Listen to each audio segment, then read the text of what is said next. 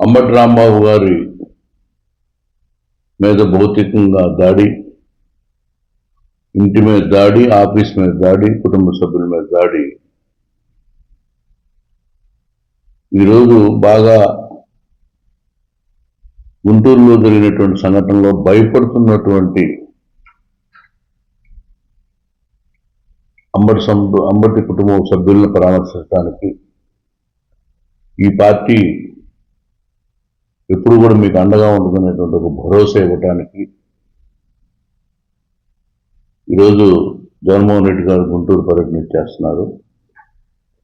అయితే ఈ రోజున పల్నాడు కానీ, గుంటూరు కానీ, బాపట్ల కానీ, నిన్న జోగిరమే జరిగినటువంటి సంఘటన కానీ అందరూ బాగా తండోపతండాలుగా జనం జగన్మోహన్ రెడ్డి గారికి మీతోనే మేము ఉన్నాం, ఈ దాడులకు మేము భయపడం, రాబోయే రోజుల్లో ఎటువంటి సమస్యలైనా కూడా గవర్నమెంట్ పెట్టేటువంటి సమస్యల్ని ఎదుర్కొంటామనేటువంటి సంఘీభావం తెలియజేయడానికి ఈ రోజున ప్రజలు వస్తున్నారని తెలిసి ఈ ఆంధ్రప్రదేశ్ ప్రభుత్వంలో పనిచేసేటువంటి పోలీస్ వ్యవస్థ ఈరోజు ఆంధ్రప్రదేశ్ పోలీస్ యాక్ట్ 1861 సెక్షన్ 30 కింద మా అందరూ నోటీస్ ఇచ్చారు. అంటే మీరు పాల్గొకూడదు, మీరు పాల్గొంటే మేము వేరే కేసులు పెడతాం అనే ఒక భయం కలిగేయడానికి పెట్టారు.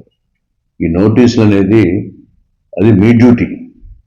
కానీ ఈరోజు జగన్మోహన్ రెడ్డి గారికి స్వాగతం పలకటం, జగన్మోహన్ రెడ్డి గారి పార్టీకి ప్రజలంతా అండగా ఉండాల్సినటువంటి డ్యూటీ మాదనేటువంటి భావంతో ముందుకెళ్తున్నాం. ఈ నోటీస్ ఎట్టి పరిస్థితులు మమ్మల్ని ఆపలేదు.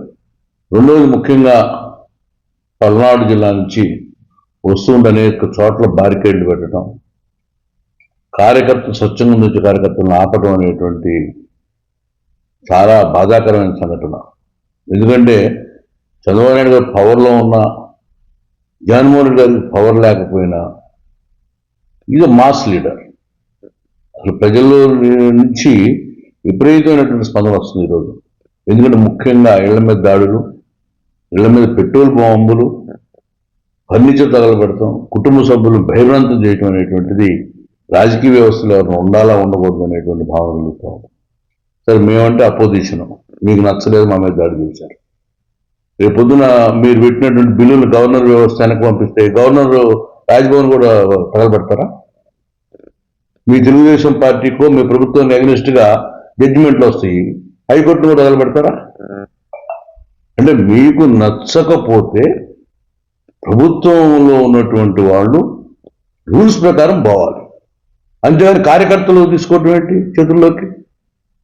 అందుకే రేపు జ్యుడిషియరీ వ్యవస్థ ఉండదు, కాన్స్టిట్యూషన్ వ్యవస్థ ఉండదు, పొలిటికల్ వ్యవస్థ ఉండదు. అందుకని నేను ఒకటే చెప్తున్నా, I request the honourable high court and as well as the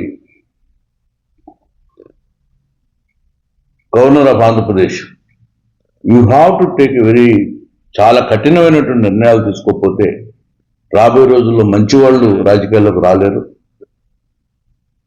దీనివల్ల చాలా ప్రాబ్లం జరుగుతూ ఉంటుంది, భయభ్రాంతులు చేయటం వల్ల. అందుకని అంబటి రాంబాబు గారు ఒక మాట మాట్లాడారు, but that word has been withdrawn by saying sorry. క్షమాపణ చెప్పాడు, ఏదో క్షణికావేశం అన్నాడని.